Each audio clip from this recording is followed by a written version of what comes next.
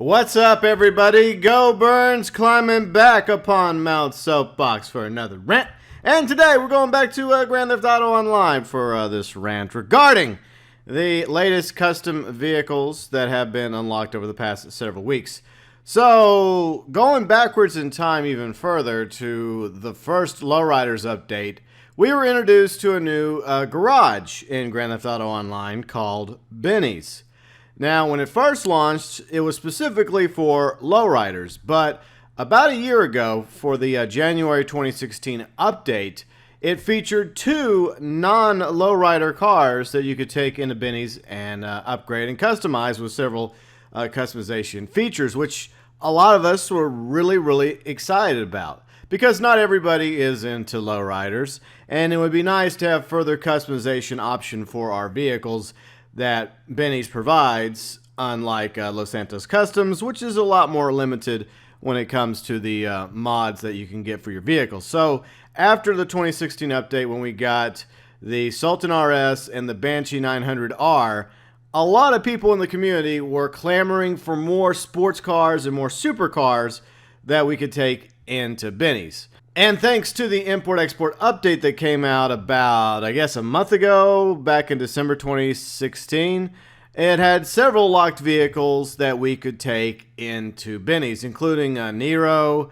the Itali GTB, and of course the Specter, all of which you can make custom versions of. So you can have the custom Nero, the GTB Custom, as well as the Specter Custom. Now, what's interesting about this is you would expect, if you took a vehicle into Benny's and you upgraded it, you spent a few $100,000, depending on the vehicle, in order to unlock the custom features for that specific vehicle, it would also give you a better version of said vehicle. And a lot of people will go back and forth on the retro Elegy, whatever it was called, that it underperforms against the regular Elegy, but I don't know. I mean, I kind of go back and forth. I think at the very least they should have just kept it at an even playing field, even though the retro Elegy is technically supposed to be an older version of the Elegy in the game, aka the Skyline. But at the same time, I don't know. I guess you could justify it, not performing as well as its newer model or variant. But anyways, let's talk about the other vehicles that unlocked over the past several weeks, and most recently, a few days ago, with the Specter, as well as the Specter Custom, this new sports car. Now, what's interesting is a lot of other content creators, including Bruffy, who does a very fantastic job of, testing the vehicle's performance around a track, as well as top speed. He took all these custom vehicles against the regular versions, and he found something pretty disappointing. The regular versions of the Nero, Itali GTB, and Specter did better than their custom versions. So, in other words, you're paying more money for the custom version. You would expect better performance. You would expect that these vehicles would be superior to their regular counterparts, perhaps with the exception, as I mentioned, the retro Elegy. At the same time, like I said, I kind of wish that would have just been even Steven, and you just had to, different variation of the Elegy, and it still performed exactly the same way. But anyways, I digress. So, like I mentioned, all right, so we have the Nero, the Itali GTB, the Specter. You each spend several $100,000 on each of these vehicles, and then you go in and you have various amount of customization options for the vehicles, which is awesome. Like I said, something a lot of us have been asking for non-lowrider vehicles into Benny's. And I think there's at least one or two motorcycles as well, along with the FCR. I like the FCR, by the way. It's a nice, cool retro motorcycle.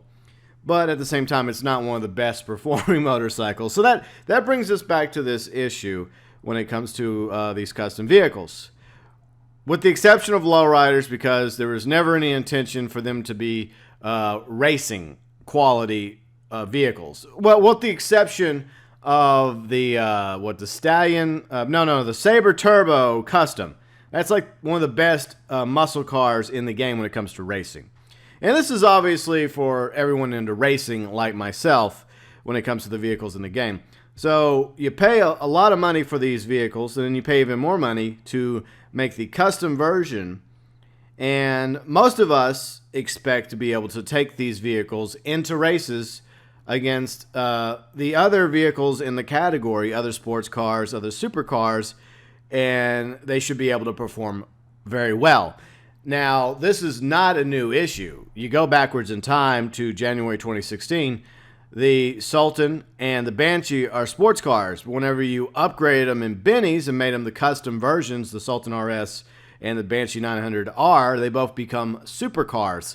Supercars that cannot compete with the rest of the supercars. In other words, it doesn't really make sense to have these new supercars that don't even come close to taking out the top of the level, top 3, top 5 supercars or the top 5 sports cars, like with some of these vehicles we're mentioning. And I don't know. I mean, I'm conflicted. On one hand, I understand that not everybody buys these vehicles because, they want the best performance, the best stats. They are into racing like some of us are.